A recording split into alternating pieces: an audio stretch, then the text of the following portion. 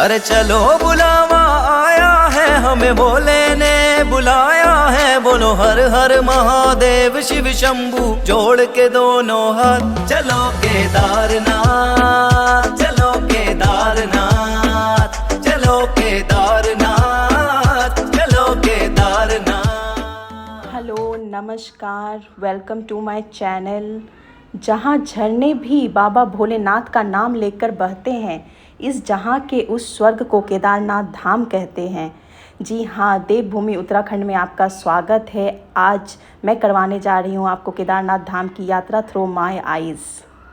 मेरी यात्रा की शुरुआत 8 अक्टूबर 2021 को हुई थी, जब बिना किसी प्लान के मैं अचानक से निकल गई सोलो केदारनाथ यात्रा पर, बिना किसी को बताए घर पे। जिस चीज़ को बड़ी शिद्दत से चाहो तो पूरी कायनात भी उसे मिलाने में लग जाती है, बस वही मेरे साथ हुआ। मुंबई से दिल्ली में बाय फ्लाइट गई और दिल्ली से मैं हरिद्वार पहुंची बाय ट्रेन। और हरिद्वार से मैंने एक पैकेज बुक कर रखा था और मैं उनके साथ आगे की जर्नी करी। और जिस टाइम दर्शन करने दिया जा रहा था, तो फिर इसलिए मुझे पैकेज करना पड़ा। प्रयाग पहुंची, जहाँ पर अलकनंदा और भागीरथी नदी का बहुत सुंदर संगम देखने को मिलता है और ये बहुत खूबसूरत सा नज़ारा मैंने देखा।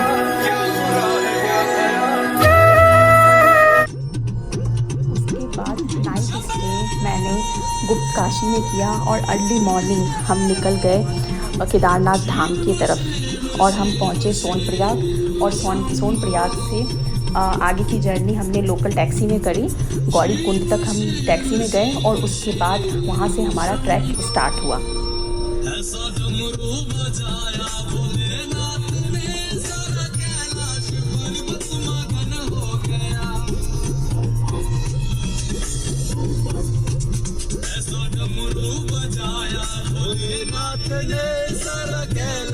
पर्वत मगन हो गया।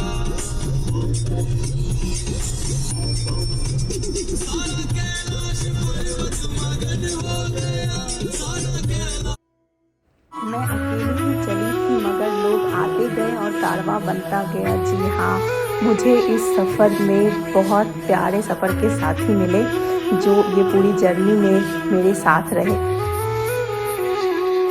रास्ता आसान नहीं था, मुश्किल रास्ता था, लेकिन जिसकी मंजिल महादेव हो तो रास्ता आसान हो ही जाता है। और मैंने पूरा रास्ता एंजॉय किया और मैं बस महादेव का नाम लेकर के चलते गई।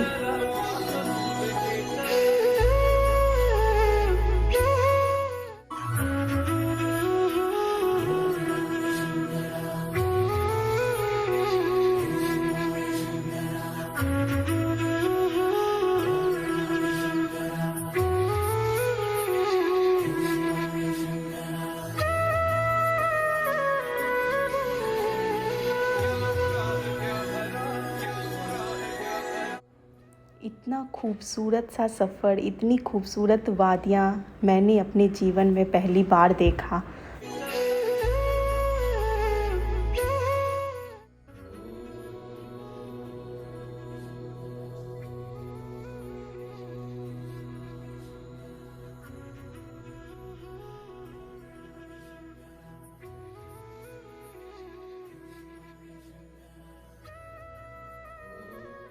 पहाड़ों पे मौसम का कुछ पता नहीं चलता, तुरंत में गर्मी हो जाती थी और तुरंत में ठंड लगने लगती थी। लेकिन मौसम ने बहुत अच्छा साथ निभाया, बारिश से हमें बचा लिया। जब हम गए थे तो बिल्कुल भी बारिश नहीं हुई, बहुत अच्छा मौसम था और बहुत अच्छे दर्शन हुए। जैसे जैसे हम ऊपर चढ़ रहे थे वैसे वैसे ठंड बढ़ रही थी।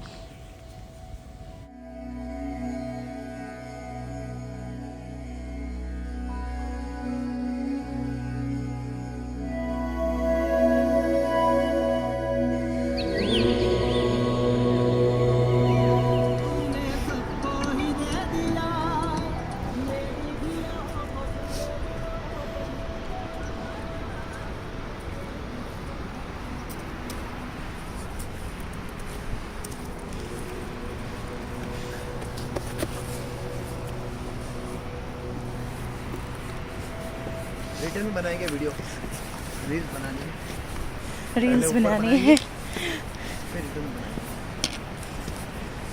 देख लो भाई, रास्ते हम शॉर्टकट लेके जा रहे हैं आरती तक पहुंचने के लिए।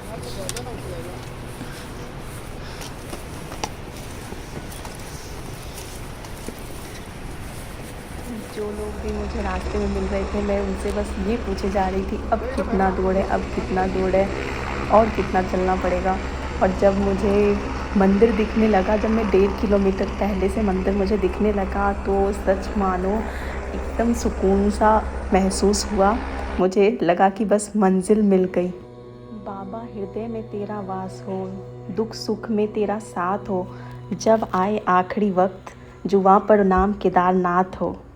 बस मन में यही ख्याल आ रहा है और ये आरती का सुंदर नज़ारा जो मुझे नसीब हुआ देखने को।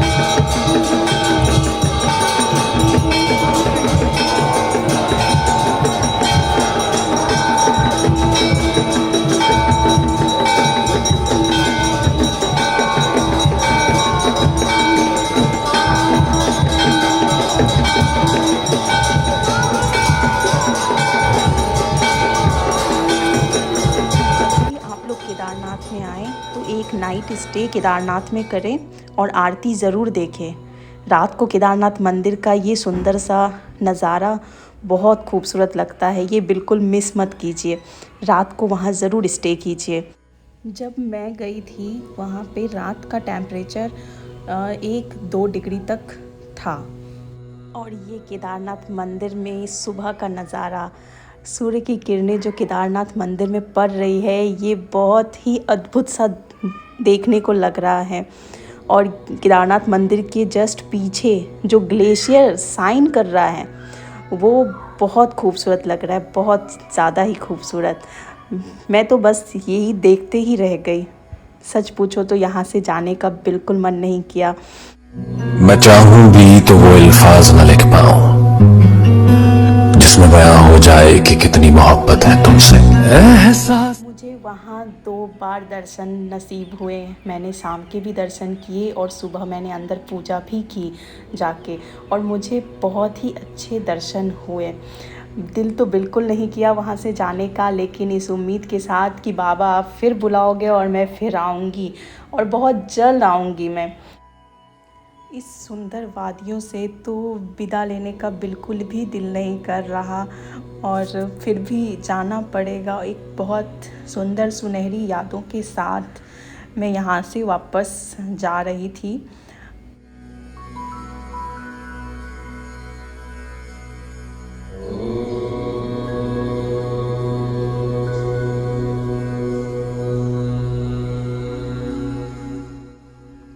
मैं यहाँ से अकेले नहीं जा रही थी, मैं यहाँ से बहुत सारी यादों का पिटारा लेके जा रही थी, और महादेव का आशीर्वाद। ये एक बरसों पुराना सपना जो पूरा हुआ, यह मेरे जीवन का सबसे यादगार दिन बन गया। और ये लास्ट में मुझे सारा अली खान वाला पोज में फ़ोटो शूट भी करना था, तो वो भी मैंने कर लिया फाइनली।